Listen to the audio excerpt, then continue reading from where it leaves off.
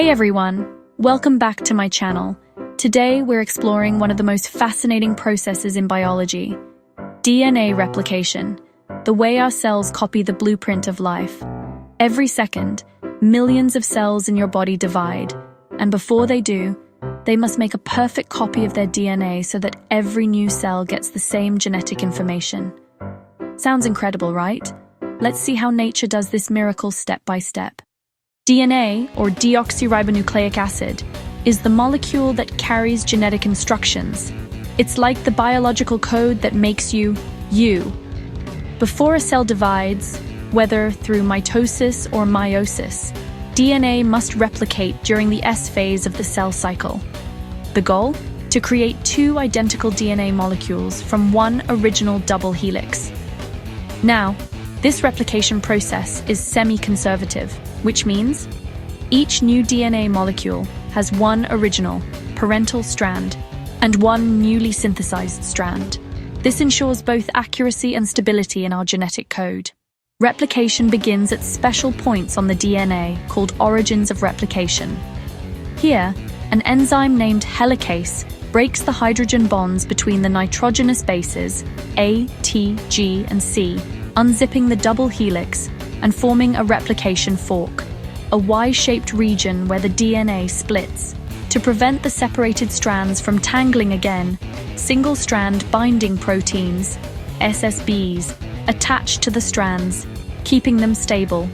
Meanwhile, topoisomerase, or DNA gyrase in prokaryotes, reduces the twisting tension ahead of the fork, ensuring the DNA doesn't coil up too tightly. Now comes the main star of the show, DNA polymerase. But here's a fun fact. It can't start from scratch.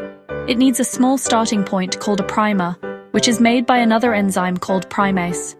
Once the primer is in place, DNA polymerase begins adding complementary nucleotides, A pairs with T, G pairs with C. Because DNA polymerase works only in the 5-to-3 direction, the replication happens differently on each strand. On the leading strand, it's smooth and continuous.